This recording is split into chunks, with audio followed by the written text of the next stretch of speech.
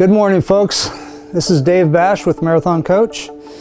I got away from Mal for right now, so he's down in India. But we want to do a how-to video. So we have this situation arise quite often when people don't get the coach plugged in properly, or somehow the charger goes away and the house batteries go dead.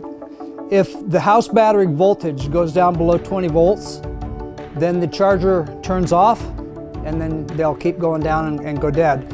And then your inverter panels go dead, your lights inside the coach won't work, none of the house stuff will work. Normally we have a jump start circuit.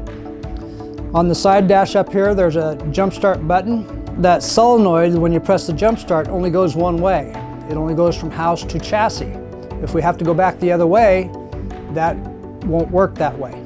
So I'm going to go out and show you with some jumper cables, simple jumper cables that most anybody has access to, and we'll show you how to go back the other way from the chassis to the house in order to get the house charger to kick back in and start charging the house batteries again.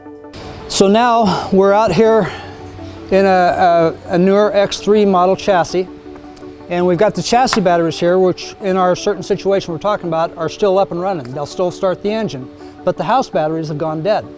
So we have to connect the chassis, which you've got the chassis batteries right here, and there's 12 and 24 volt connections on them.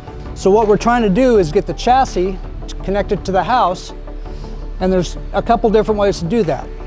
We can go from here, or you've also got up here the jump start. We talked about the jump start earlier. Up here is the jump start relay that connects the house to the chassis. Well, in this situation, we need to go back the other way, but that won't go the other way. So what we've got here, we've got a cable that I've made up here. This is a short cable because we don't need very long in this instance. Or we've got a regular pair of jumper cables right here, okay? Black and red cables. In this situation, what we need to do is on this jump start relay up here,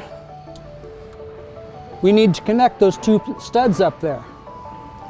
And what we would do is put one end of this cable on one stud and put the other end of the cable. All we'd have to do is touch it just for a split second to this other stud to get the voltage to go across the other way.